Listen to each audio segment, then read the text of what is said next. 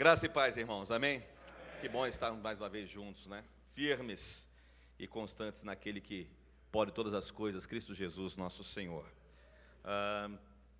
Eu estou acordado já há algum tempo, desde as 3 horas da manhã, não é por oração, não, é porque Cuiabá é longe mesmo. Só acha, pô, esse pastor é espiritual, né? Não, irmão, nada mais longe disso. Estou precisando me tornar cada vez melhor, mas Deus é bom e a sua bondade há de se estender sobre todos nós. Amém, queridos? Vocês acreditam mesmo?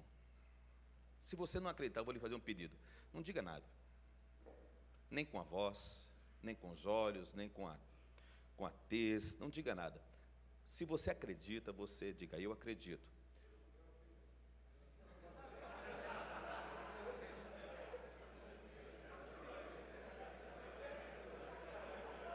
Vocês ouviram também ou não? Que é isso?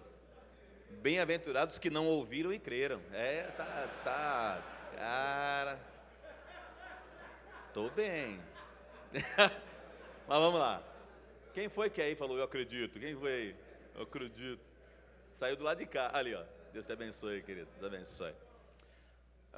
Vocês acreditam mesmo que Deus, que tem tanta coisa para fazer, não tem, irmãos? Vocês não acham que Deus tem tanta coisa para fazer? A Bíblia diz que Jesus, falando a respeito do Pai, falou, meu Pai trabalha até hoje. Deus é um Deus que trabalha. Isaías, no capítulo 64, versículo 4, diz que nunca se ouviu, nunca se percebeu um Deus além de ti que trabalha. Deus é um Deus que trabalha por todo aquele que nele espera. Deus que tem tanto trabalho. Vocês estão vendo agora a crise, né, dos imigrantes, né? Uma crise, é gente para lá, é repórter passando o pé no cidadão, é a polícia dando borrachada, é gente querendo ir para a Alemanha, é o Bashar al-Assad que não sabe. Vocês acreditam mesmo que Deus tem uma palavra para nós aqui nesta manhã? Acreditam mesmo? Porque Deus tem tanta coisa para fazer, não é, irmãos? Nós estamos com a vida tão boa, não é? Nós estamos com a vida tão, antigamente a gente falava numa nice, né? numa tranquilidade tremenda. Você acha que Deus tem algo? Porque tem uma coisa, ou Deus pode falar conosco, ou eu posso falar com vocês. Agora, se eu falar com vocês, vocês não vão levar nada para casa, absolutamente nada. Mas se Deus falar ao seu coração, com certeza, há algo que vai ficar depositado, algo que vai ficar aí guardado e poderá ser fator de mudança profunda na sua vida, quem sabe até mesmo um desvio de rota. Talvez você esteja indo num caminho que você, acreditando que vai chegar em determinado lugar, hoje o Senhor lhe esclareça, mostrando que não, que esse caminho não vai te levar ao lugar que você deseja. Há uma canção antiga, se não me falha a memória, era até do Rebanhão, que dizia assim, se pegares a estrada de Rio a Salvador, Porto Alegre não verás, mesmo que sincero for. Às vezes a gente está num caminho achando que está indo para um determinado lugar. Às vezes a gente está com atitudes, acreditando que vai desembocar em determinado lugar. E termina dando, a gente dizia na antiguidade, no interior, com os burros na água, né? A gente termina perdendo todo o nosso trabalho. O meu desejo nesta manhã é, se Deus nos der graça, falar com você um pouco acerca do tema que foi proposto, homens de verdade. E eu não sei se você percebeu, mas bem aqui no cartaz, há aqui vários papéis que a gente precisa observar nesse homem de verdade, né? É pai, é o que mais? Líder, marido, pai e amigo. Amém? Amém. Senhor, nós te rendemos graças por esta manhã. Concede-nos a graça e o privilégio de ouvirmos a tua voz, de compreendermos, Senhor, os teus preceitos, os teus desígnios. Sê conosco, nós te rogamos. Em nome de Jesus, que haja neste lugar corações, ó Deus, cujo coração seja semelhante a um canteiro, sem pedras, sem espinhos, cuja terra já está revolvida, Senhor, pelo Teu Espírito Santo. E assim, Senhor, se a Tua palavra, quando cair, Senhor, vai produzir muito. No que menos produzir, é 30 por 1, 60 por 1, mas há aqueles que aqui estão, que comerão tanto do que o Senhor tem para dar nesses 2 dias, que sairão empanturrados da Tua palavra. E ao saírem aqui, Senhor, tremendamente satisfeitos do que o Senhor tem a nos dizer, onde compartilhar com todos aqueles que encontrarem pelo caminho, compartilhando as belezas do Evangelho. Nós te louvamos em nome de Jesus e todos digam amém. Abra sua Bíblia juntamente comigo, Êxodo, capítulo 18, versículo 21.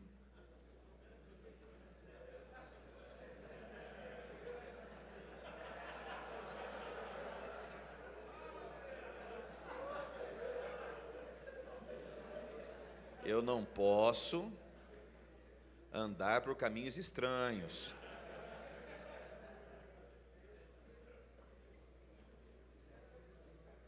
Tinha um... Quem é que é mineiro? Levanta a mão aí, mineiro. Pronto. Tinha um... Você sabe que o mineiro, o pessoal que diz, não sou eu que estou dizendo, né? O pessoal fala que o mineiro é muito desconfiado. O mineiro ele fica olhando assim, fazendo análise assim. E lá no estado de São Paulo, o pessoal que é dado à intelectualidade, tinha 2 engenheiros fazendo ali, abrindo algumas estradas em Minas Gerais, olhou e falou assim, um engenheiro comentando com o outro, aquele capacetinho branco, falou assim, rapaz, mas mineiro não é por nada não queria falar nada dos mineiros não, estamos aqui até trabalhando aqui, mas o pessoal aqui é difícil demais de entender as coisas, o cérebro deles não funciona como os nossos, eles são meio tacanhos, eles são difíceis de compreender. E o outro engenheiro novinho falou, mas por que você fala isso? Falou, dá uma olhada aqueles 2 mineiros aí. E tinha 2 mineirinhos, encostados assim na enxada, olhando para eles, comendo matinho. E o cara olhando no teodolito, medindo a curvatura do terreno, tal. Aí ele falou assim, rapaz, o pessoal é ignorante demais, não sabe nem o que é teodolito. Ô mineiro, tudo bem? Ah, bem, sim, senhor. Você está olhando o que aqui? Não, é que a gente está aqui comentando com nós dois aqui. O que é que o senhor tanto olha nesse buraquinho? Você põe esse buraquinho e anota. Olha no buraquinho e anota. Nós estamos aqui pensando, o que é que o senhor está olhando? Aí ele virou para ele e falou, não estou falando para você, ignorante demais. Isso aqui chama-se teodolito. Ah, teodolito? E para que serve teodolito? Ele falou, isso aqui, rapaz, é para a gente saber por onde a estrada vai ir, por onde a estrada vai seguir. Ele falou, ué, vocês aqui, como é que vocês fazem para fazer uma estrada? Ele falou, aqui nós fazemos diferente.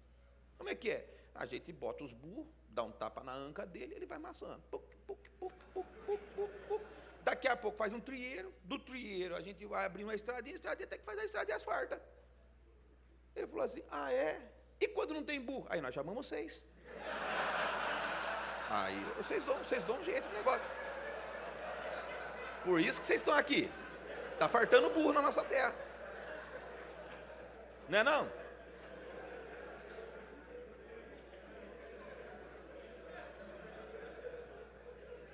Deus é poderoso até para usar um burro em suas mãos. Amém, irmãos? Aleluia. Vocês estavam lá no congresso? Quem estava lá no congresso? O que é que vocês não estão indo no congresso, não, é? Ah, é delírio, está certo. E lembra a história do Tchê, né? Eu preciso contar. Não tinha, essa turma aqui não estava lá? Tem lá no seminário, a pior coisa que tem para no mundo é você pregar para seminarista. Alguém aqui é seminarista, não? Graças a Deus. Você é seminarista? Não? Ah, tá. Seminarista, lá no seminário, eu estudava no Instituto Bíblico das Assembleias de Deus. Puxa, toda vez que eu falo, até me arrepio. Estudava no Instituto Bíblico das Assembleias de Deus, e lá não podia pregar aluno que não fosse de 2º ano para cima, né? Na capela, e tal. Mas eu não sei por que cargas d'água, o dono do seminário, chamado João Colenda, convidou um aluno do 1º ano para pregar. Chamava-se ele Álvaro, mas nós chamávamos ele de Tchê, porque ele era do Rio Grande do Sul. Quando ele chegou no seminário, chegou de Bombacha, Cuia, e aí ficou o apelido, Tchê. E aí começou essa história lá no seminário, o Tchê vai pregar semana que vem, E nós, os alunos do 1º ano, honrados, né? Poxa, pela primeira vez, um aluno de 1º ano vai pregar, mas estava lotada a capela, todo mundo queria ver o Tchê pregar, queria ver se ele ia derrapar, queria ver, porque o seminarista ele não quer saber se Deus vai falar, ele quer saber se o cara vai errar, é só isso. Mais importa se o cara erra do que se Deus fala. E aí todo mundo está ali com papelzinho na mão, e não é que o Tchê foi bem? E o Tchê foi muito bem, pregou, introdução, fez transição, 3 pontinhos, parecendo presbiteriano, 3 subpontos, tal. E bem, todos nós ali já fomos desanimando, já com o papelzinho, ninguém pegava defeito dele, já foi guardando, todo mundo, poxa, que palavra. E ele estava pregando sobre aquela mula, aquele jeguinho, sei lá se é uma mula, um jegue que Jesus usou para entrar em Jerusalém. E ele falou, e aí chegou a hora de terminar. Quando chegou a hora de terminar, na conclusão que ele foi fazer o apelo, ele falou assim, lembrem-se, aquela mula, antes de Jesus usá-la, não era nada, não fazia parte da história, nunca ninguém havia falado sobre ela, inclusive era uma mula entre tantas outras, mas depois que Jesus a usou, ela passou a fazer parte da história. E aí nós ali, que ele é assembleano, né? Você também, enquanto a sua vida não for usada por Deus, você é um nada, mas como aquela mula, você pode ser uma bênção nas mãos do Senhor. Agora vem o apelo, não queres tu ser uma mula nas mãos de Deus? Quando ele falou isso, toda vez que terminava o sermão, nós íamos cumprimentar o pregador, né? Mas não deu outra. A gente chegava nele e fazia assim, ó, daqui. Triste, né? Êxodo 18, 21. Vamos parar de... Vamos ler todos a uma só voz? E tu, dentre todo o povo, procura homens capazes. Comigo? Vamos juntos? Aqui, ó. Vamos lá? E tu, dentre todo o povo, procura homens capazes, tementes a Deus, homens de verdade, que odeiem a avareza, e põe-nos sobre eles por maiorais de 1000, maiorais de 100, maiorais de 50 e maiorais de 10. Como a Bíblia define o homem? Se nós pudéssemos definir o homem, como nós o faríamos? Com certeza não o faríamos com tanta precisão quanto as Escrituras. O que é um homem de verdade? Tenho certeza plena, não estava presente, mas já foi dito isso com larga escala de experiência pelo bispo Robson. O que é um homem de verdade? Nós precisamos recorrer às Escrituras para saber o que é um homem de verdade. Nós precisamos perguntar à Bíblia Sagrada para saber o que é um homem de verdade. Obviamente, eu não estou me referindo a toda a humanidade. Vez por outra, quando você abrir as Escrituras, você encontrará a expressão homem, mas fazendo referência a toda a humanidade. Não, estou fazendo referência ao homem enquanto esse ser bípede, implume, é o único em todo o meio animal, é destacado, é a coroa da criação. E este homem, como é que a Bíblia o define? Este homem especificamente do sexo masculino. Embora, nos dizem que nós estamos vivendo, homem já não pode pura e simplesmente ser chamado de homem por ter ou fazer parte desta classe daqueles que são sexualizados masculinamente falando, não é? Não, não se pode, porque hoje tem muita gente que é macho por fora, mas tem grandes problemas de conflitos internos, não é? Antigamente, bastava você dizer, nasceu menino. Hoje já não basta mais, hoje é menino, macho, homem, não é assim? E é perigoso, menino, macho, homem, daqui a pouco, então.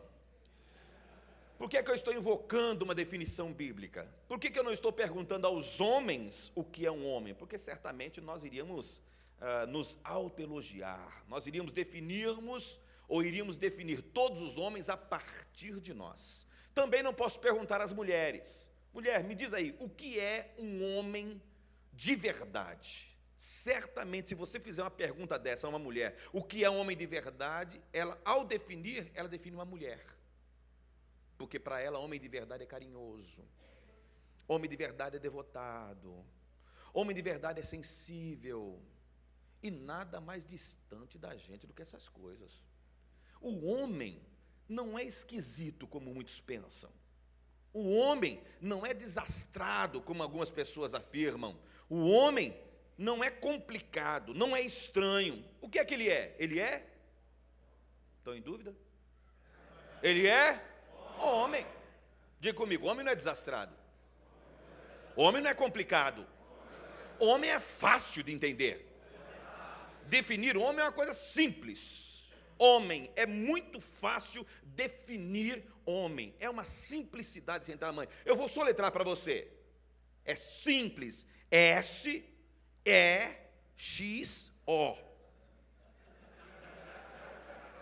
Simples. Quer que eu soletre de novo ou não? Já entendeu ou não? Homem é muito fácil de compreender. Você olha para o homem e fala assim, é impressionante como você é simples de entender. Como você é complicado de se dizer e tratar, mas muito simples de entender. Eu não gostaria, eu quero até ser muito breve nesta manhã, eu não vou ficar citando muitos versículos não, para você não ficar aí bocejando, tá bem? Eu quero apenas mostrar para você um texto, que eu acredito, que se todos nós colocássemos ele em prática, todos os homens, se colocassem um versículo em prática, estaria aí a resolução, estaria aí a solução de todos os nossos problemas conjugais. Não sobraria um, se nós conseguíssemos colocar em prática apenas um versículo bíblico. Coloca para mim, por favor, vamos ler juntos. É só esse versículo, nada mais. Esse não, o próximo. Isso, o próximo. Continua. A respeito destas coisas, que vocês me escreveram, é bom que o homem não se case. Não quer ter problema no casamento? Não quer ter problema com mulher? Não quer esquentar a cabeça com nada? Paulo diz, ouça o meu conselho, não se case. Ah, pastor, por que não deveria eu me casar? Coloca o próximo, Paulo vai responder. No versículo 28 ele diz assim, aqueles que se casarem, enfrentarão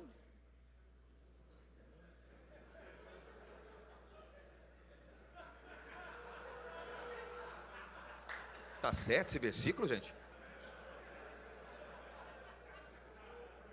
Vamos todos juntos? Aqueles que se casarem enfrentarão muitas tribulações. E Paulo diz, e eu como vosso amigo, eu gostaria de poupá-los disso. E aí eu pergunto para vocês, casamento traz tribulação ou não traz? Quem aqui é casado? Por favor, levante uma de suas mãos. Tem tribulação ou não tem, meu querido? Tem dificuldade ou não tem no casamento? Tem luta ou não tem? É fácil entender essa mulherada ou não? Não. Isso aí me lembrou a história. O camarada encontrou uma lâmpada e perguntou para o gênio, quantos pedidos eu tenho direito? Ele falou, só um. Capricha, hein? Falou, rapaz, eu vou tanto para os Estados Unidos. Faz o seguinte, me faz uma pista daqui, ó, passa por cima de Cuba, vai cair direto em Miami, estrada reta. E eu me dou por satisfeito. Ele falou, não, mas não exagera também, eu consigo fazer coisas, mas não tão grandiosas. Pede uma coisa menor. Eu falei, então me ajuda a entender minha mulher. O gênio olhou para ele e falou assim, você quer com pista dupla, você quer iluminada, você quer sem pedágio, como é que é? Como é que você quer essa estrada?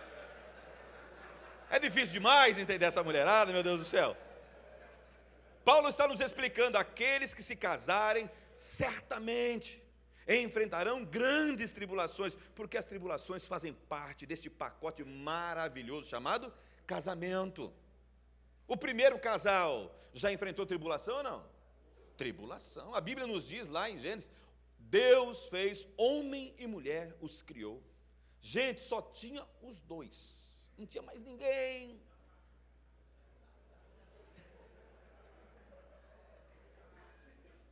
Vamos relembrar? A Bíblia nos diz que Deus colocou o homem lá para cuidar do jardim. A Bíblia nos diz que Deus colocou o homem lá nuzão, nu, zerado, não tinha marca de sunga, não tinha nada, zerado, andando para lá e para cá, não é isso? Um rapaz, e aí a Bíblia nos diz que, olhando Deus, pela primeira vez, há essa expressão negativa, não é bom que o homem esteja só, não é bom, não é legal, está faltando alguma coisa, mas o homem não havia se apercebido disso, interessante, não é Deus que está dizendo para o homem, eu estou aqui pegando papel na ventania, de vez em quando bate um friozinho vindo do sul, assim, eu dou uma encolhida, é isso? É ele que vai reclamar? Bom, primeiro não é o homem, porque ele ainda não havia se apercebido da sua necessidade. Isso é maravilhoso, nós sabemos que nós servimos a um Deus que se antecipa às nossas necessidades pessoais. Que coisa gloriosa. E aí, você já imaginou um anjo, um guardador ali das portas celestiais? O pai naquela reunião gloriosa, com o Filho, com o Espírito Santo, e eles estão ali discutindo, não é bom que o homem seja só. Você já imaginou um ajudante de ordens ali, com licença, majestade, sem querer entrar no assunto, sem querer atravessá-lo, Deus me guarde disso, ou melhor, tu me guardes disso. Como é que é essa história do homem andar só? O senhor não vai lá toda tarde? O senhor não vai lá, o senhor não conversa com ele, o senhor não se predispõe a abençoá-lo com a sua palavra toda tarde, na viração do dia o senhor não vai lá? Sim, eu vou. E como é que ele pode se sentir só se o Senhor está com ele? Porque é assim, o homem com Deus é igual ao homem só, pelo menos nas sensações. Às vezes você está lá no corredor de um hospital, um amigo liga para você, e aí fulano, como é que está a esposa? Rapaz, não está bem não. Quem está aí com você? Estou sozinho, só eu e Deus. Não é que Deus seja incapaz de suprir toda e qualquer necessidade nossa, não é verdade não. É que Deus, querendo que nós tivéssemos as mesmas experiências relacionais que Ele tem, experiência com a qual Ele se relaciona com o Filho, experiência com a qual Ele se relaciona com o Espírito, Ele deixou em nós propositalmente uma lacuna, que só será preenchida com alguém que lhe corresponda. As traduções antigas diziam assim: far-lhe-ei uma adjutora. Não parece negócio de encanamento? Não parece negócio de bomba, de arrancar coisa, não é? Adjutora, que eu não é isso? Não, as traduções mais modernas, elas dizem com mais clareza: e far-lhe-ei alguém que lhe corresponda. Por quê? Porque até então o homem olhava para alguém que estava acima dele, se relacionava com alguém que estava acima dele, Deus, ou então se relacionava com alguém que estava abaixo dele, os animais irracionais. O que foi que Deus fez? Para que o homem percebesse a sua necessidade. Depois que Deus disse: não é bom que o homem seja só, o Senhor chamou Adão. Vem aqui, Adão, tem uma missão para você nesses próximos dias. Qual é, Senhor? Tu darás nome aos animais. E Adão, naquela inocência dele: pois não, Senhor. Chegou um dia de manhã, jacaré. Aí falou: jacaroa. Elefante. Mas é diferente aqui. Elefoa. Não é assim? Cachorro, cachorra. Pato, pata. E assim por diante. Você já imaginou o que isso foi gerando no coração daquele homem? Vai chegando no final da tarde, aquela depressão. Poxa, todo mundo tem um negócio diferente. Todo mundo tem um lado B. Todo mundo tem uma caverna, todo mundo tem um ninho. Hã? Não é verdade? Todo mundo tem um faz-me rir. E eu aqui, com a boca aberta, cheia de dente, esperando Deus no outro dia chegar, que a morte até então não havia se estabelecido. E aí então, vocês conhecem a história, o Senhor aplica nele uma hack. O cara bate, e Deus vai fazer agora aquela coisa que os médicos aprenderam a fazer no século passado agora. Deus vai fazer uma? Como, meu filho? Não. Clonagem. Porque pegou o osso dos seus ossos e carne da sua carne. Aí quando ele abre os olhos, sai da raca, sai da pele dural, ele vai abrindo meio tonto ainda, olhando. A vista vai afirmando. Fala: não, isso não é jacaré, não, isso não é assim? E aí disse o quê? Ulalá, está escrito na Bíblia. Ulalá, isso sim, é carne da minha carne e osso dos meus ossos. E aí, gente, que coisa maravilhosa, que coisa gloriosa, não é não? Porque também Adão era uma pessoa muito simples. Simples com S-E-X-O, muito simples. E a vida passou a ser mais colorida. Foi assim. Deus nos fez assim. Deus nos fez desta maneira. Deus nos fez sexuados. Deus nos fez amantes.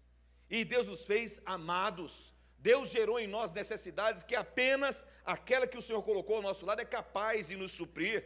Deus fez desta forma, porque Deus conhece todas as nossas necessidades, visto que Ele é o projetor, Ele é aquele que fez nós como nós assim os somos. Então, Paulo, parece-me que num determinado momento, qual é o contexto dessa palavra de Paulo? Obviamente, Paulo está fazendo referência às pessoas que querem servir a Deus com mais ênfase, às pessoas que querem servir a Deus com mais tempo. Aí ele diz o seguinte: se você quer dedicar-se a Deus com maior intensidade, é melhor que você não se case. Aí ele vai explicar por que é melhor que você não se case.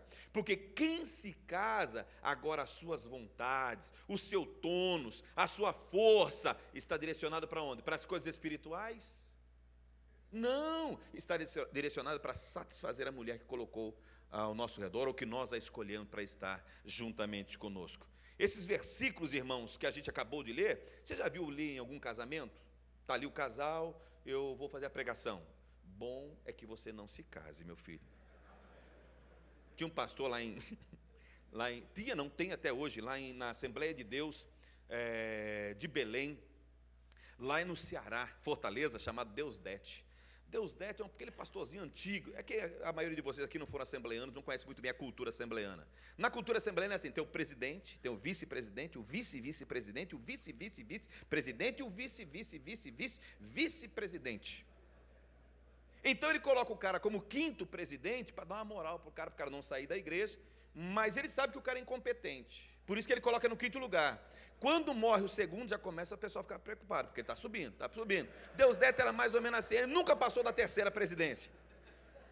E Deusdete, há muitos e muitos anos atrás, ele se casou com uma senhora, e algumas pessoas dizem lá que porque a senhora o ajudou, e ela era mais velha do que ele e tal, e às vezes aquela esperança, né?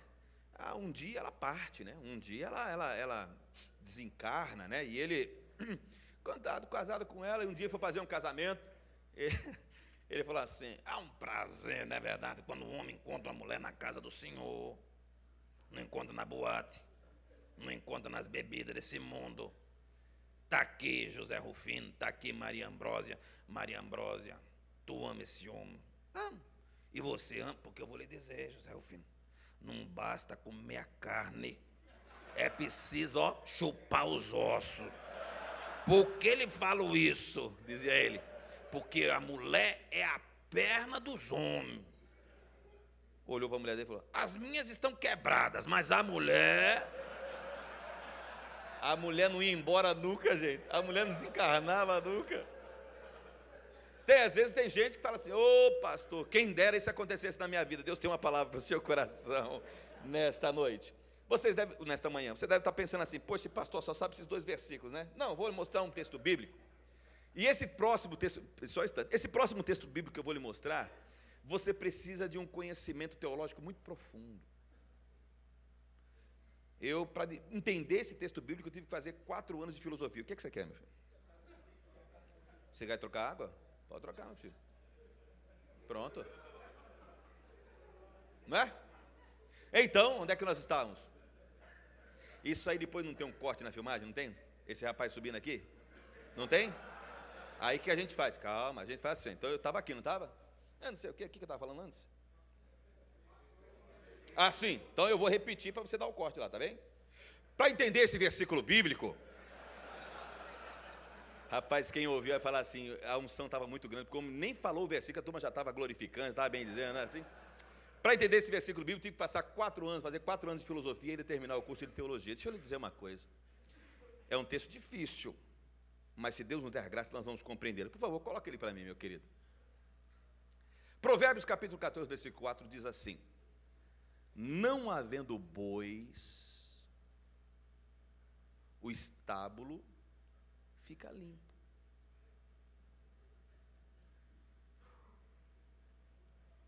Você gosta de estábulo limpo? Gosto, pastor. Você não gosta de caquinha? Não gosto, pastor. Você não é afeito sujeira, excremento? Não. Então o estábulo tem que ficar sem boi. Eu sabia que você não ia compreender, porque é muito profundo. O que é que o autor desse texto está dizendo? Tem gente que prima tanto pela organização do estábulo, tem gente que prima tanto pela limpeza do estábulo, que não coloca dentro dele nenhum boi. Mas se você colocar o boi dentro do estábulo, você tem que assumir as consequências do boi estar no estábulo. O que é que o boi faz? Vez por outra. Não faz sempre, né? Mas o que é que ele faz, vez por outra? Uma caquinha, não faz? E o que é que você tem que fazer? Tem que limpar. Mas eu não quero limpar. Então, não coloca boi no seu estábulo. O que é que isso significa? É que se você tiver um boi, você também vai ter esterco. Agora, se você não gosta de esterco, e a maioria de nós não é fã de esterco, não é verdade? Então, a tentação é se livrar do boi. Mesmo sabendo da sujeira que o boi faz, a grande pergunta a ser respondida por mim, a todos vocês, é esta: então por que manter o boi? Diante de tal quadro, diz lá o texto, continua para mim, por favor. Mas da força do boi vem a grande colheita.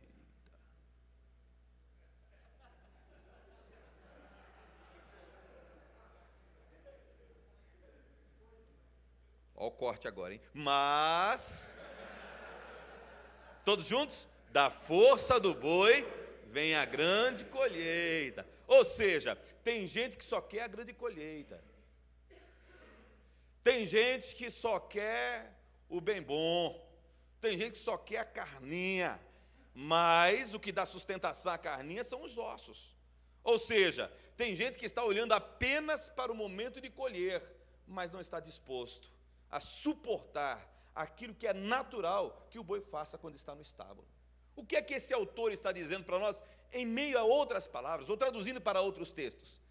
Você quer casar-se? Que bênção, que coisa maravilhosa. E casar é uma coisa gloriosa, é uma coisa maravilhosa. O que é que você não pode ignorar? É que todo casamento traz juntamente consigo problemas, dificuldades. Às vezes tem pessoas que vão aos nossos gabinetes e dizem assim: pastor, tem um problema sério. Meu casamento está passando por dificuldades. Alguma coisa está errada. Não, muito pelo contrário. Muito pelo contrário. Se o seu casamento, vez por outra, o boi dá uma evacuada, ficou bom assim ou não? Que a gente não sabe para onde esse vídeo vai, né? Se vez por outra o boi dá uma evacuada, diga para quem está do seu lado: faz parte do processo. Então, quando você entra para o casamento, você tem que entrar com uma vassourinha e uma pá, porque vez por outra o boi dá uma evacuada. E é só o boi de lá que dá uma evacuada? Não, e o boi de cá? Pensa num boi que evacua. Pensa num boi que faz coisas que às vezes termina até atrapalhando a boiada do lado de lá, não é verdade? Queridos, casamento é assim, faz parte do processo, faz parte. Aí você diz assim: é porque o senhor não conhece meu boi. Ali evacua toda hora, então o seu boi está doente, alguma coisa está errada esse negócio. Porque evacuar faz, mas não toda hora também, não é verdade? Aí alguém diz assim: pastor, tem solução? Só se fizer um churrasco com esse boi seu. Mas aí o problema é outro, aí o problema é maior. Amém, queridos? Amém? Pois é, olha para quem está dizendo: esse negócio de boi ficou meio esquisito agora, não ficou? A gente virar para o irmão e falar assim: pergunta para o irmão aí, como é que está seu boi? Tá, ficou esquisito, né? Ficou esquisito.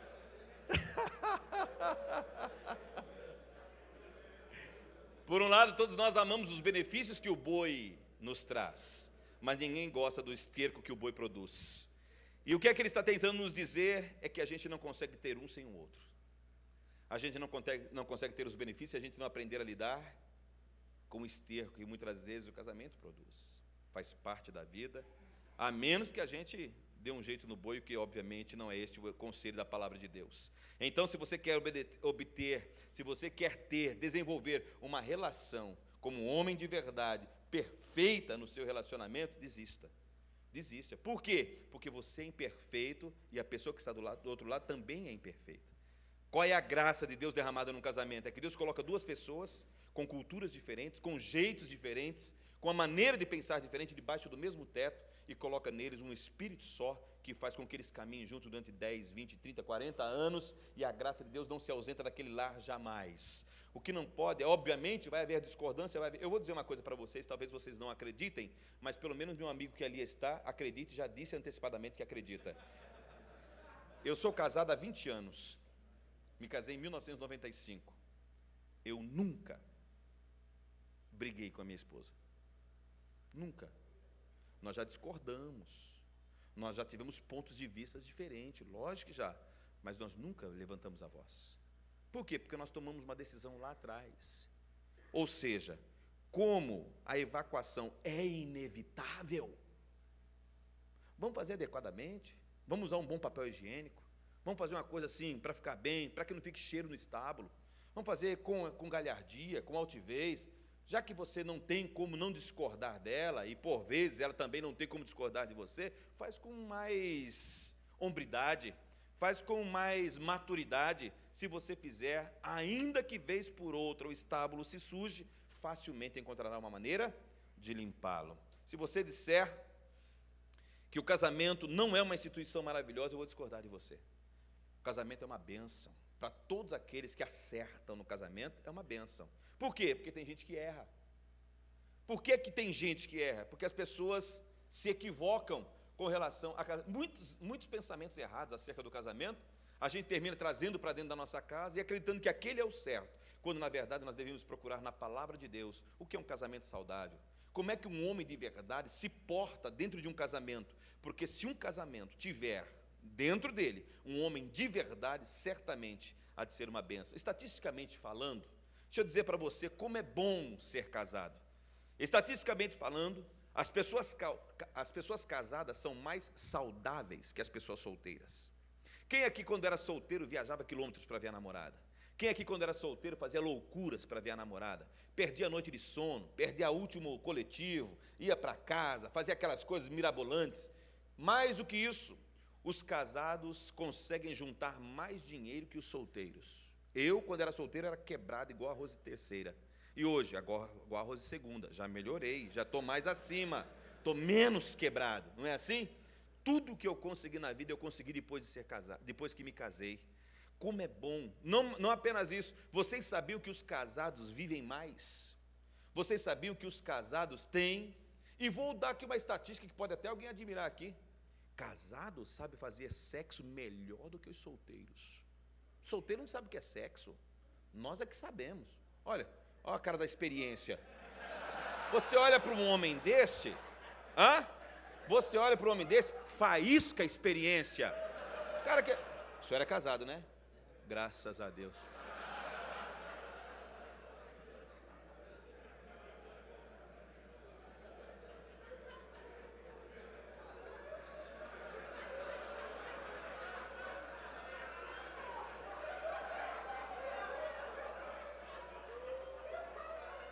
Como é seu nome? Luiz. Luiz, quem é que está rindo aqui? Tem alguém rindo aqui, né? De onde está vindo esse som aqui? A pessoa riu tão alto que saiu aqui, ó. Quem que é? És tu, né? Incircunciso. Vocês falam assim, mas isso aqui é um malabares, rapaz. Isso aqui é um homem que entende. Qualquer pessoa que tiver com problema aí nessa área específica, Luiz, eu queria umas dicas. Luiz sabe. Fala com o Luiz.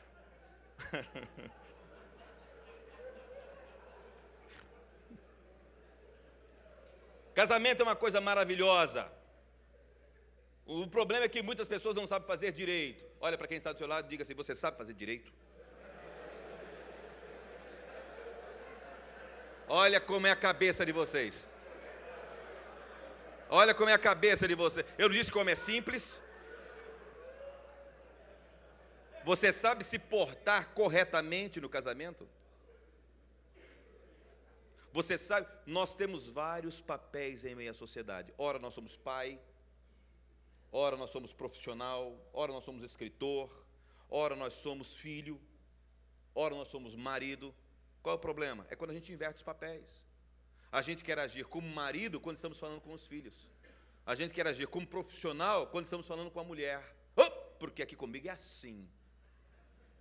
Eu nasci assim, eu cresci assim, vou ser sempre assim, não é? E às vezes, esse modus operandi não está dando certo, e a gente tem uma dificuldade enorme de mudar, enorme. Mas a graça de Deus nos é capaz de fazer transformações profundas no nosso coração, não é verdade? Irmãos, é que os irmãos não me conheceram, mas eu era muito diferente do que eu sou hoje. Aspecto, caráter, era uma pessoa extremamente vingativa, era uma pessoa extremamente maldosa dentro em mim. Por quê? Porque a ambiência, obviamente, a semente adâmica habitava no meu coração com muita força, um homem caído, sem a graça de Deus. Fora isso, o contexto ao redor, o meio ambiente também contribuiu para que eu fosse assim. Eu era extremamente ciumento. Aprendi com a minha mãe. Minha mãe tinha uma doença, uma enfermidade chamada ciúmes. Qual é a causa dela? Insegurança pessoal. Minha mãe se casou 4 vezes. Minha mãe se casou 4 vezes, mandou 3 embora. O último morreu de câncer. E minha mãe tem 75 anos, ainda quer casar. Eu estou falando aqui porque às vezes tem alguém aí que está meio assim, aposentado, na casinha na Coab.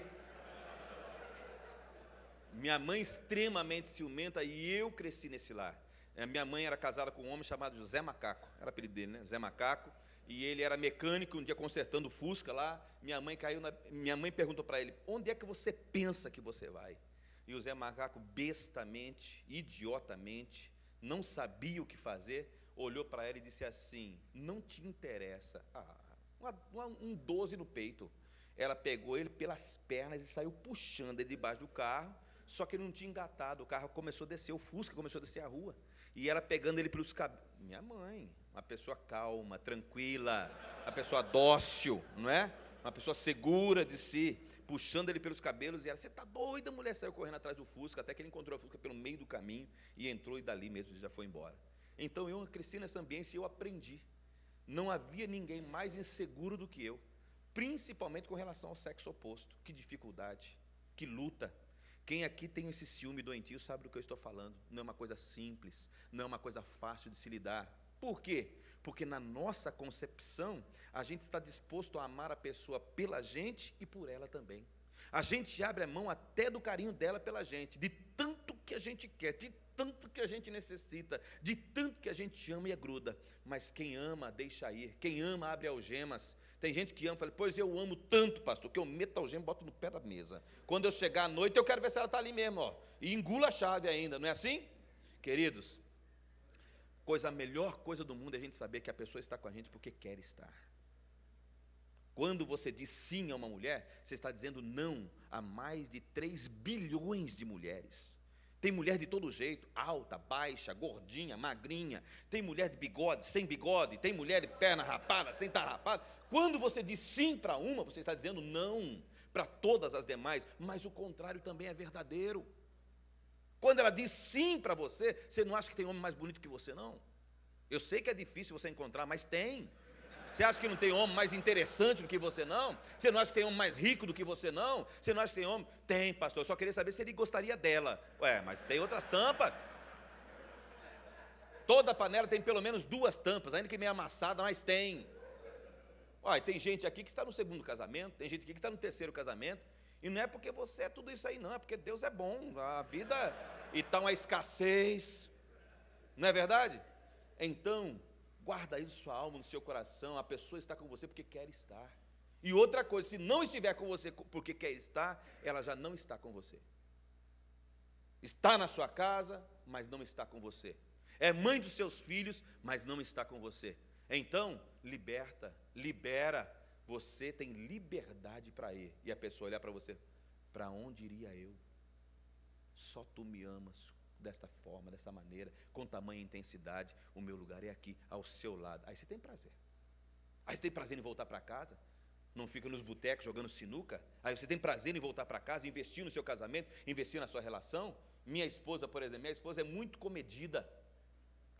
Talvez poucos de vocês a conheçam. Ela é muito comedida. Minha esposa não pede nada. Gasta muito pouco. Passa bem. Eu não vou nem falar muito para você não ficar chateado com a sua. Eu não vou nem falar muito da minha. Um dia eu estava viajando nessas viagens nossas, e eu falei assim, Luciana, pede alguma coisa, eu queria trazer alguma coisa para você. Ela, não precisa não. Luciana, para com isso. Pede alguma coisa, trazer alguma coisa lá e tal. Não precisa não. Sou seu marido, poxa. Prazer meu é trazer para você um presente. Eu falei, então faz o seguinte, qualquer anelzinho de brilhante que você encontrar lá, tá bom. Por que eu fui insistir, irmão? O Senhor já estava me dando livramento na primeira, mas você vai insistindo. Por que você vai insistir? E mulher é esquisita. Cuidado. Pois não é que eu trouxe mesmo um anelzinho, aquela besteirinha? Trouxe uma besteirinha, uma coisinha, só um negocinho assim, uma coisinha. Um dia nós fomos ao cinema, tá ela com o anelzão, para lá e para cá. Mas ao cinema, aí eu já falei, mas Luciana, ao cinema com um anel desse? A mulher, não é para usar. Então não é para usar, é para deixar lá em casa. Tá certo, irmão. Então usa. O que eu vou fazer, irmão? Você não quer ter problema, não? Está cansado do esterco? O que eu vou fazer, irmão? Mas eu prefiro meu boizinho lá em casa, aleluia. Porque a colheita é abundante. A colheita é boa. Tem gente que não planta e quer colher. Como é que pode? Contei para você a história do cartão. Lembra a história do cartão? Vocês conhecem a história do cartão, não? Não sei se eu conto, se eu não conto. Atendendo a milhares de pedidos. Cheguei lá vou contar rapidão, hein? Essa história do cartão foi assim. Eu fui fazer uma viagem em 2007, quando eu conheci o pessoal da Nova Vida. E aí, então, eu estava lá no aeroporto, e vou para minha esposa, comedida, educada, fina. Mas sou uma pessoa fina. Eu não, sou estabanado, estabanado. Minha esposa colocou as malas, colocou os pés sobre as malas, pegou uma cruzadinha e começou a fazer. E eu medindo no aeroporto, para lá e para cá, e um calor, aquele calor. De repente, passei em frente a uma porta. Ei, Luiz. Homem de Deus, homem de Deus. Aí, passei, de repente, a porta abriu. Quando abriu, veio aquele ar-condicionado maravilhoso. Falei, o que é isso? Essa é a porta do céu. Quando eu olhei acima, está escrito, não é céu, porta da TAM. Está escrito assim, ó, sala VIP da TAM. Falei, puxa, eu tenho um cartão da TAM aqui, uai.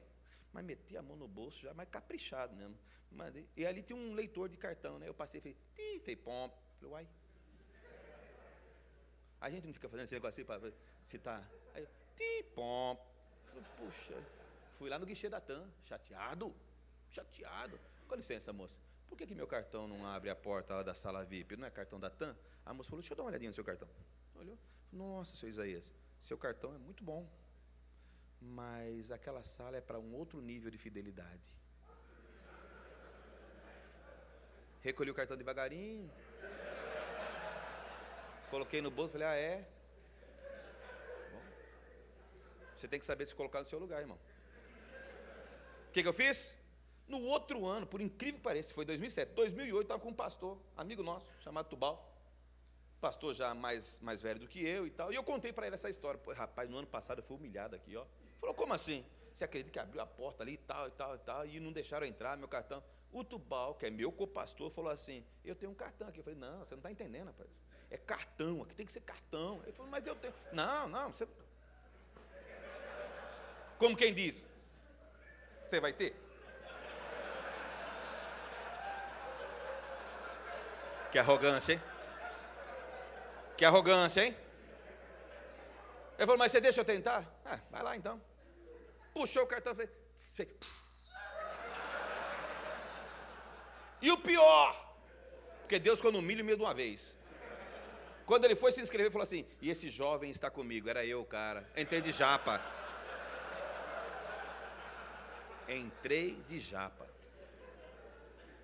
Falei, eu quero ver esse cartão seu. Aí estava escrito assim no cartão dele, Platinum. Fui na viagem, voltei, liguei para como chama? A pessoa, a empresa que dá cartão, como chama? A operadora. Liguei lá, escuta, eu não tenho cartão Platinum. Como que é? Não pode ter. Para resumir a história, pá, chegou 3 meses depois, chegou um cartão Platinum lá. Eu não vi hora de viajar. Acabar com aquela humilhação na minha vida. 2009, maio de novo, eu estou no mesmo aeroporto, eu fui até sangrando. Cheguei lá, cartãozinho. Alguém falou para mim, pastor, fica aí, deixa comigo. Quando eu chego na frente da sala, estava escrito assim, fechado para reforma. Parece brincadeira, isso não parece? Fechado para a reforma. O que eu fiz? Desisti? Eu sou um homem de verdade. Fui lá no guichê da TAM. Escuta, há 2 anos atrás, aconteceu assim. Meu cartão agora é Platinum. E tá. A moça falou assim, não, seu Isaías, tranquilo. O seu voo internacional? No saguão internacional tem uma sala VIP. É mesmo? Já fiz o check-in, já pulei para dentro da sala internacional. Quando eu chego lá na sala internacional, gente, a sala VIP era outro VIP. Era outro negócio, cheio de mármore, cheio de não sei o quê. Mas aí a moça, boa tarde, com um lencinho assim.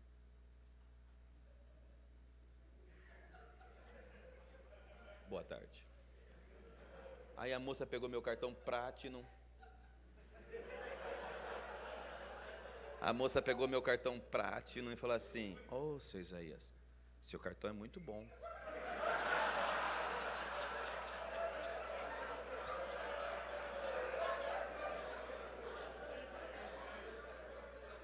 Mas é para outro nível de fidelidade.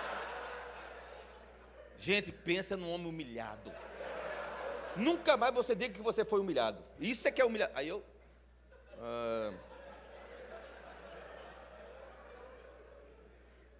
ok. Fui fazer uma compra em Curitiba. Comprar alguns instrumentos. Lá, naquele aeroporto, tinha uma sala da TAM. E não era internacional. Agora eu cheguei por cima. Peguei, porque o cartão já era mais do que eles precisavam. Joguei o cartão assim. Vou usar a sala. A moça falou, pois não. Ô, Isaías, pois não. Aí já começou, tá. Falou, seu bilhete. Eu falei, que bilhete? Não, o bilhete da TAM? Ô, irmãos, só pode usar, ainda que você tenha o cartão, se você estiver voando pela TAM. Eu estava voando pela Gol.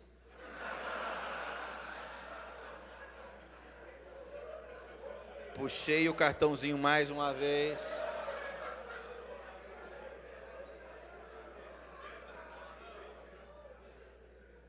Aí você deve estar pensando assim, pastor, por que o senhor está me contando? Porque as minhas feridas te saram. Você não precisa ser humilhado como eu fui. Agora você já sabe. Agora você já entende. E isso, irmãos, causa um problema terrível no coração da gente, essa insegurança. Poxa vida, não tem nenhum cartãozinho que preste. Minha mulher quer um negócio, não tem negócio. Calma, tudo vem com o tempo. Ainda que seja de japa, um dia você vai entrar.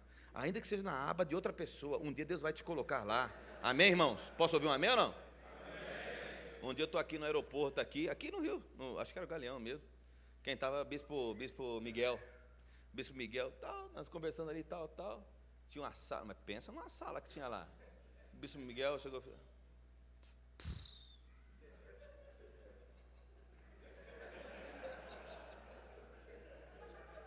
aí perguntei para o Bispo Miguel, por que o senhor vai entrar se o senhor não vai voar? Não, só para deixar você, pode ir.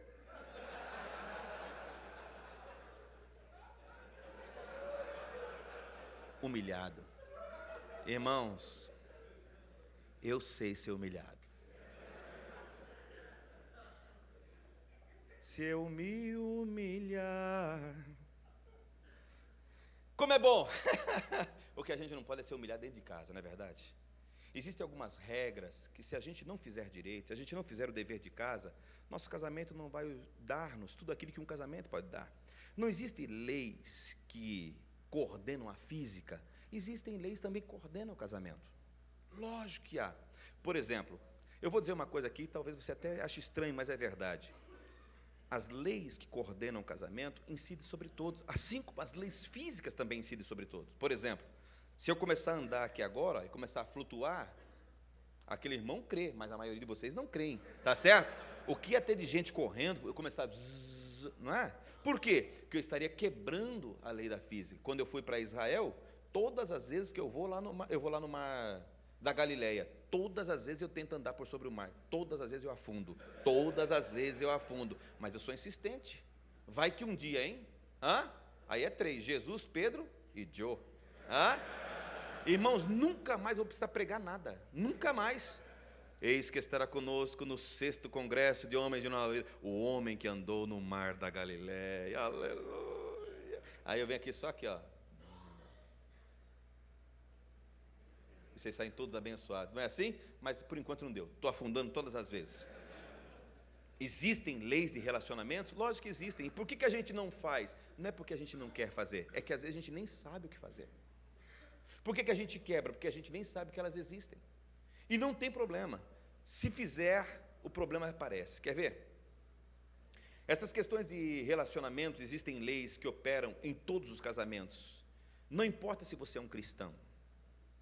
Não importa se você é um pai de santo. Não importa se você não tem religião. Se você souber fazer. Por que o senhor diz isso, pastor? Você não conhece pessoas que não são cristãs e têm um casamento maravilhoso? Já viu gente assim ou não? Não é cristão. E você já viu o contrário também? Gente que é cristão, que está na igreja, que serve a Deus, e o casamento é horrível. Por quê? Porque as leis que operam com relação ao casamento são as mesmas. Existem alguns princípios que não mudam jamais, ou se mudam muito pouco, só com base na exceção. Vou dar um exemplo. A maioria dos homens, se não todos os homens, Qual é o grande tônus do casamento? O que é que um homem mais procura no casamento? Sexo. O que é que o homem quer no casamento? Qual é a satisfação do homem no casamento? Sexo. Ah, pastor, eu não sou assim. Não, eu disse, não todos. Estou falando como linha geral. Linha geral, quem se interessa mais por sexo no casamento? O homem ou a mulher? Quem se interessa mais? Não precisa falar na sua casa, só fala assim, geral, lá no modo geral. O homem se interessa mais. Não é? Agora, não existe algumas... Pode ser, aí não é uma regra inflexível, apesar de ser uma regra, não é uma regra pétrea, apesar de ser uma regra. Não existem situações em que as mulheres, ou que algumas mulheres, desejem mais o sexo do que o homem? Tem ou não tem casos assim? Tem. Agora, se aqui houver alguém... Se aqui houver alguém... Não, qualquer pessoa, sim, qualquer pessoa, se houver aqui... Se aqui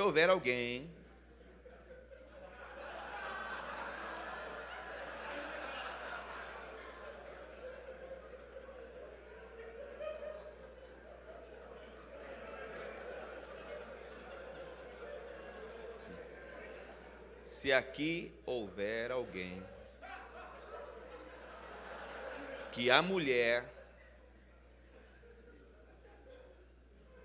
deseja mais sexo do que você, por favor, não se manifeste. Porque eu posso falar por todos aqui, nós odiamos você. Nós temos raiva de você. Não se manifeste, porque vai ter um linchamento aqui. Nunca diga, pastor, pois lá em casa é assim. A minha mulher, pastor, pensa na mulher, é mesmo, meu filho. Que inveja.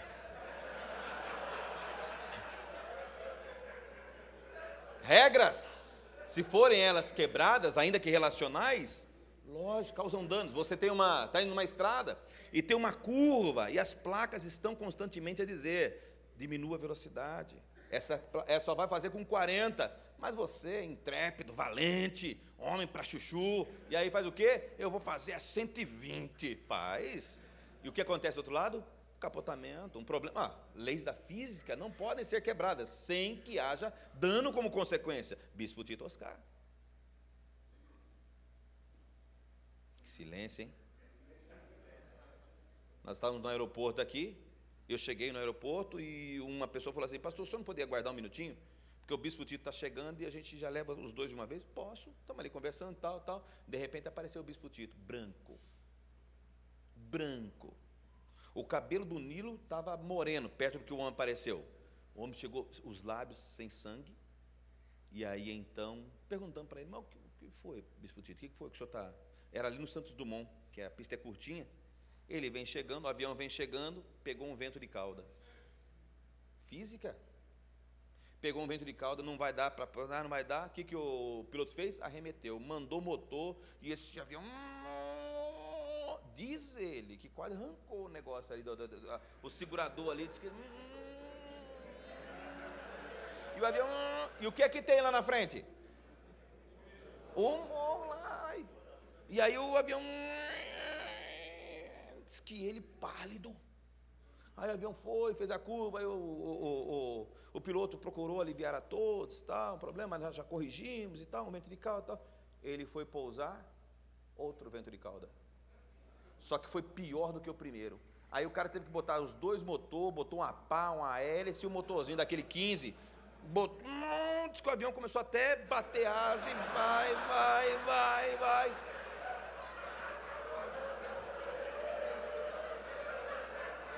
Só que ao invés de virar para a esquerda, virou para a direita, para o lado do Cristo. Você imagina virando para o lado do Cristo? Dizem as más línguas, não sei se é verdade, né? Diz que o Cristo, ó.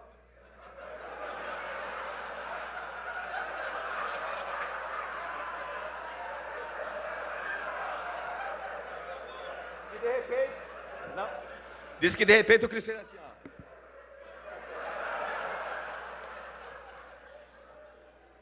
Essa parte não é verdade, não?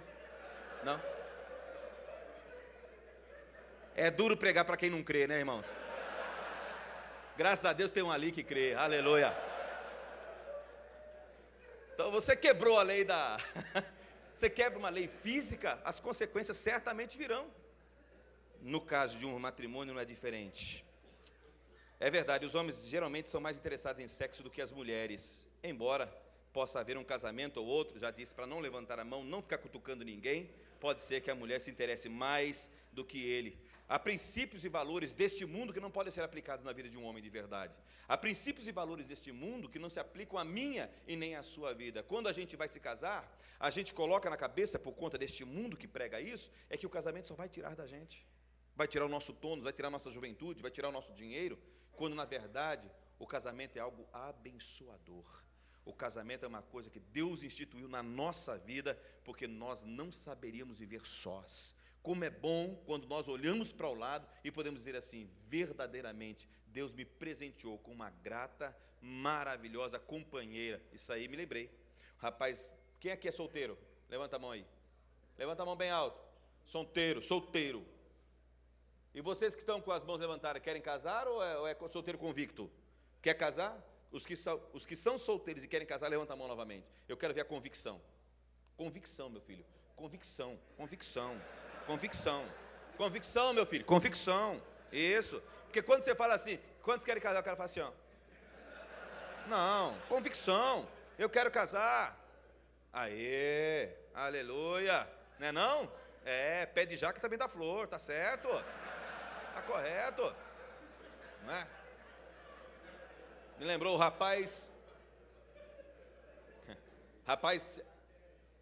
Senhor, eu quero casar, igual vocês, pegando papel na ventania, e foi num congresso, aqueles congressão glorioso, que gente para chuchu, moças para todo lado, e ele, não é que ele era feio, ele era desprovido de beleza, aquela coisa assim, mas era aquele cara meio rebentadão assim, mas crente, crente, homem fiel, e começou a orar com intensidade, eu quero casar, Senhor, eu quero casar, e tem uma coisa, Senhor, deste congresso sairá a minha prometida.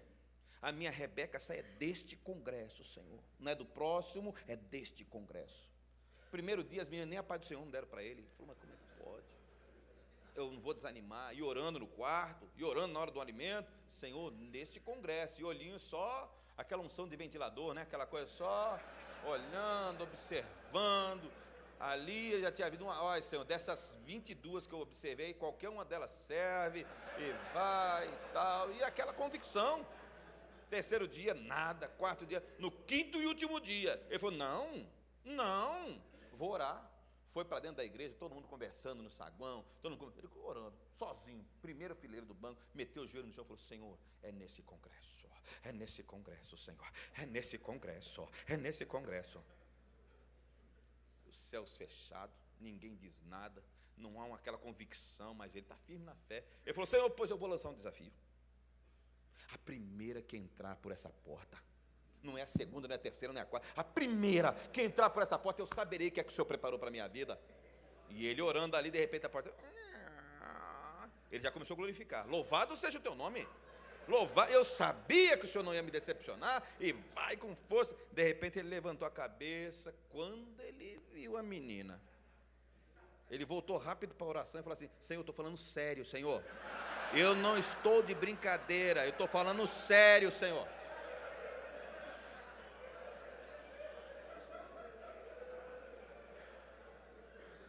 Vira para quem está do seu lado e fala assim, fala sério, rapaz, fala sério. Para você ser um homem de verdade, você precisa combater pelo menos 2 pensamentos que o mundo busca incutir na nossa mente e no nosso coração. Primeiro, é que essas ideias erradas que nós temos sobre masculinidade. Há uma confusão muito grande hoje sobre masculinidade. O mundo nos diz que homens de verdade são durões, homens de verdade são inflexíveis, homens de verdade não choram, homens de verdade ninguém manda em mim. Homens de verdade para este mundo são aqueles que são superiores a todas e quaisquer mulheres. Mas é isso que a Bíblia nos diz? Esse é o conceito que a palavra do Senhor nos traz? Não. A Bíblia vai nos mostrar um outro caminho. Ser homem para a Bíblia, principalmente homem de verdade, não é ser contrário à mulher. É ser contrário à criança, a menino, à infantilidade. você passa a ser homem de verdade, não é quando você se vê diante do sexo oposto, é quando você se vê diante da imaturidade.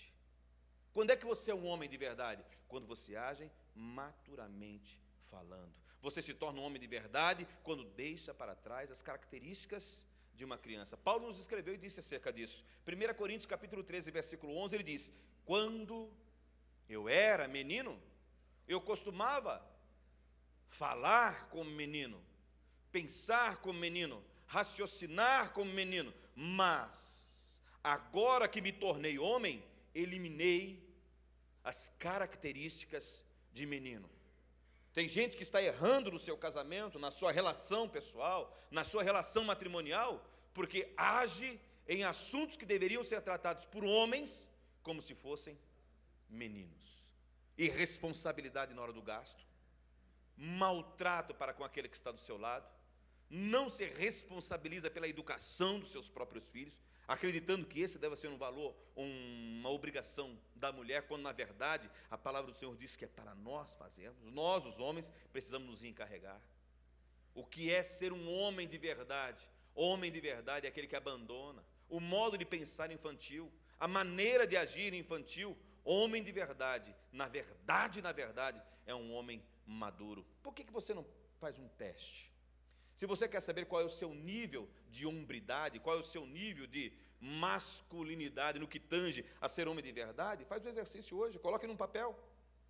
Situações que você outrora foi menino e que hoje você já não é mais. Situações que outrora você agiu como uma criança e hoje já não age mais. Coloque, com certeza haverá essas características sendo ressaltadas na sua vida.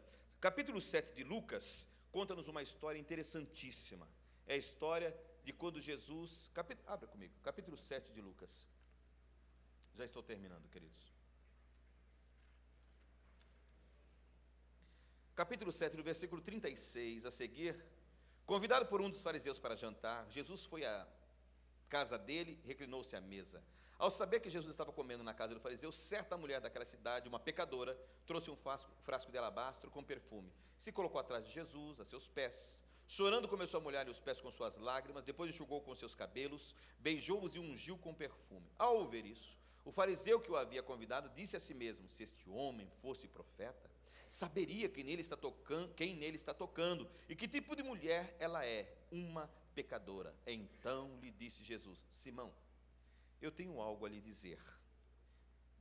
2 homens deviam um certo credor, um deles devia 500 denários e outro 50. Nenhum dos dois tinha como pagar, por isso perdoou a dívida a ambos. Qual deles o amará mais? Simão respondeu: suponho que aquele a quem foi perdoada a dívida maior. Você julgou bem, disse Jesus. Em seguida virou-se para a mulher e disse a Simão: vê esta mulher? Entrei em sua casa, mas você não me deu água para lavar os pés. Ela, porém, molhou os meus pés com as suas lágrimas e os enxugou com os seus cabelos. Você não me saudou com um beijo, mas esta mulher, desde que entrei aqui, não parou de beijar os meus pés. Você não ungiu a minha cabeça com óleo, mas ela derramou perfume nos meus pés. Portanto, eu lhe digo, os muitos pecados dela lhe foram perdoados, pois ela amou muito, mas aquele a quem pouco foi perdoado, pouco ama. Então Jesus disse a ela: seus pecados estão perdoados. Você consegue ver como é que Jesus provou ser um homem de verdade? Primeiro, defendendo o que é certo. Aprenda isso. Defenda o que é certo em qualquer instância. Defenda o que é certo, ainda que tenha que cortar na sua própria carne. Defenda o que é certo, independente de qualquer outra circunstância que venha atrelada a esse. Somente os homens de verdade é que primam pela verdade. Somente os homens de verdade é que defendem o que é certo em toda e qualquer circunstância, não se submetendo a conveniência alguma. E mais, Jesus provou que era um homem de verdade quando tratou a todos com respeito. Aquele fariseu que o havia desrespeitado, ainda assim respeitou. A mulher que de todos não merecia respeito, de Jesus conseguiu. Por quê? Porque Jesus sabe que todas as pessoas têm valor em si mesmas. A sua mulher tem muito valor. Aprenda a respeitar. Inclusive, aprenda a respeitar a sua sogra. Sei que não é uma coisa simples, sei que não é uma coisa fácil, mas é um exercício espiritual. Você vai sair daqui dizendo assim: minha sogra, eu aprendi que devo inclusive lhe respeitar. Pode ser que ela lhe dê um bote, você só sai de lado, mas você continua amando e respeitando em todo o tempo. Um outro desafio que você precisa encarar é esse. Você precisa vencer o desafio que a falta de um bom exemplo paternal pode provocar. Tem gente aqui que não teve pai. Tem gente aqui que nunca viu o seu próprio pai. Tem gente aqui que não aprendeu a ser pai. Tem gente aqui que não teve escola, não viu dentro de sua casa como é que faz para ser um bom marido, porque nunca aprendeu. E o que é que esse mundo diz? É que quem nunca aprendeu também não sabe ensinar. Quem nunca aprendeu também não vai conseguir desenvolver um modus operandi. Mas deixa eu lhe dizer uma coisa. A Bíblia nos mostra um outro caminho. Pode ser que você não tenha tido das infâncias as melhores. Pode ser que você não tenha tido um exemplo. Mas Ezequiel, no capítulo 18, nos diz: suponhamos que esse filho tenha ele mesmo um outro filho, que vê todos os pecados do seu pai, e embora os veja, não os cometa. Ou seja, apesar de você ter testemunhado a falta do pai, apesar de você ter testemunhado a lacuna dele deixada, você não precisa repetir os mesmos atos. Você não precisa repetir necessariamente aquilo que ele fez tão mal. É verdade, sim. Não é fácil crescer sem um pai sensível, não é fácil crescer sem pai. Deixa eu te contar a minha história rapidamente. Eu nunca conheci meu pai. Nunca conheci meu pai. E eu um dia fui procurar o meu pai. E uma irmã da igreja encontrou, porque ela trabalhava no TRE, falou assim: pastor, se o seu pai votou nessa vida, eu o encontro. E ela encontrou. Seu pai está em Jacundá, lá em Pará. Eu nunca tinha ido para o Pará. Fui para o Pará, encontrei essa cidadezinha. A cidade, a maior parte dela com esgoto a céu aberto. Uma cidade onde traficantes, onde assassinos, onde pessoas que estão devendo para a justiça vão se esconder. É a cidade de Jacundá. E ali, todas as casas que eu ia perguntar, as pessoas me atendiam lá do fundo da casa e diziam: não, ele não mora aqui, não, ele não mora aqui. Eu procurei o endereço, não encontrei. Fui em todos os lugares, fui na prefeitura, fui na empresa de saneamento básico e não encontrei. Quando estava por volta do meio-dia, já estava desistindo, estava na empresa de água e esgoto. E eu disse: olha, tem um homem, estou procurando um homem assim, assim. Ele falou: olha, aí tem um catálogo, só que o catálogo era dessa espessura e os nomes não estavam em ordem alfabética. Eu desisti. Ali eu desisti. E ele disse, um rapaz ali piedou-se de mim e disse assim: quem você procura? Eu falei: Ernesto Pereira da Silva. Ele falou: olha, rapaz, aqui só teve 2 Ernesto Pereira da Silva. Um é professor, mudou-se para Marabá. Eu falei: meu pai não era professor. Ele falou: o outro foi assassinado em 1994. Eu falei: mas ele votou até em 1998? Porque aqui no Brasil é assim. Até mortos terminam por votar. Porque o pessoal é cívico, né? O pessoal aqui gosta de votar, né? E aí, então, eu não sei como é que meu pai morreu em 94 e votou até 98, mas é um homem honesto. E aí, então, o rapaz falou assim: eu acho que deve ser o segundo meu pai. Ele falou: sobe aqui na minha moto, vou te levar lá. Mas eu já fui nesse endereço. Ele falou: não, é que aqui tem os números da rua. A rua se divide em 2 partes, a parte alta e a parte baixa. Embora os números sejam os mesmos, a gente sempre sabe que é a parte baixa e a parte alta. Eu subi na moto dele e fui. Chegamos lá, falou: dona Maria, como que chamava seu marido? E aquela mulher bem desconfiada: por que você quer saber? Não, e olha a delicadeza do rapaz: não, porque esse rapaz está dizendo que é filho dele. Né? A dona Maria já gritou lá dentro: não, né? Aí eu falei assim: só um minuto. Tudo bem, senhora? Meu nome é Isaías, tal, eu sou assim, assim, sou do interior de São Paulo, Barra Bonita. Aí a mulher falou assim: então é você? Eu falei: eu o quê? Ela falou: seu pai sabia da sua existência. Seu pai realmente morreu, assassinado, tanto tempo, assim, assim, assim, assim, assim, tal, tal, tal. Foi contar a história, que eu não sabia, que eu não conhecia. O que foi que mais atropelou o meu coração? Eu que já tinha vivido quase 40 anos sem pai, sem nada, o que foi que magoou entre aspas, o que deixou um mal-estar no meu coração? É que ele sabia da minha existência. Isso é que me chateou. Porque minha mãe sempre havia dito que quando ele foi embora, ela estava grávida, mas ele não sabia. Então eu sempre fui alimentado com essa esperança de que ele foi embora, que abandonou, porque não soubesse. Aí eu fiquei sabendo, com quase 40 anos de idade, que meu pai sabia da minha existência. O mais interessante é que naquela cidade tem muito mototáxi. E eu peguei um mototáxi. Todo lugar eu ia, mototáxi, me leva ali, o cara levava, me leva lá, o cara levava. Tá bom. Terminei parando nessa casa. E aí, então, a mulher falou assim: você precisa conhecer seus irmãos. Essa daqui trabalha na escola. Falei: tá bem. Aí almocei ali com eles e tal. Falei: agora eu preciso ir embora, que eu tenho que pegar o avião lá em Marabá. A mulher falou: não, mas o senhor tem que esperar. Falei: por quê? Tem mais um irmão seu. Ele já está chegando. Ele trabalha de mototáxi. Quando o rapaz chegou, o rapaz que eu andei a manhã inteira, na garupa dele, era meu irmão. E eu não sabia. Deus promove algumas coisas, alguns encontros e desencontros, que é para trazer cura ao nosso coração. Boa parte dos problemas que a gente leva para o casamento podem ser atribuídos, ou podem até mesmo ser explicados, por situações mal resolvidas na nossa infância. Aquelas coisas não vão mudar, mas você pode mudar, você pode crescer. Sou de uma cidadezinha no interior de São Paulo. Alguns dias atrás eu quase chorei.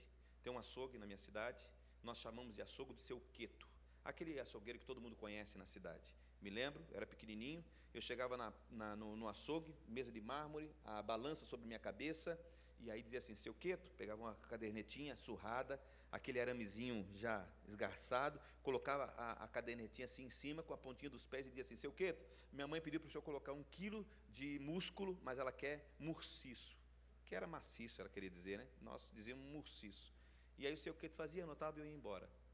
Passaram mais de 30 anos, eu estou lá de volta na minha cidade, falei, mãe, vou comprar um pouco de linguiça lá no Seu Queto, que ele faz uma linguiça muito boa e tal. Quando eu cheguei lá no açougue, eu tive vontade de chorar de emoção. Por quê? A balança é a mesma, os ganchos são os mesmos, o açougueiro é o mesmo, o balcão é o mesmo, só que agora eu já não preciso mais ficar na ponta do pé, o balcão bate na minha cintura. Eu cresci. Nada ao meu redor mudou, mas eu mudei. Que Deus te dê graça de mudar, que Deus lhe dê a graça de estar acima desse tipo de coisa, que Deus lhe dê a graça de poder lidar adequadamente com aquilo que o boi produz. Mas é melhor ter o boi dentro de casa, é melhor ter o boi lá servindo. Por quê? Porque a colheita é farta, vale a pena. Casamento é uma bênção, só se você for um homem de verdade. Feche os seus olhos e curve sua cabeça, por favor.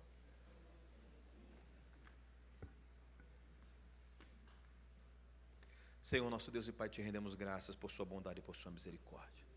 Concede-nos a graça, Senhor, de podermos crescer no Senhor, de não quebrarmos, ó Deus, regras dos nossos relacionamentos. Nós somos diferentes, com pessoas diferentes. Senhor, traz paz para dentro do nosso lar, que o nosso casamento realmente seja conhecido como um casamento de bênção, um casamento adequado, um casamento cheio da Tua graça, cheio da Tua bondade, cheio da Tua misericórdia. Senhor, que a Tua misericórdia, Senhor, seja tão graciosa sobre nós, derramada, que nós possamos dizer a todos quanto queiram ouvir, vale a pena não apenas casar, mas permanecer casado. É a Tua bondade sobre nós, é a Tua graça sobre nós, Santo e eterno Deus, que a nossa fidelidade ao Senhor possa ser expressão do Teu amor por nós, que o nosso casamento seja solidificado no Senhor, pois o cordão de 3 dobras não se quebra com facilidade.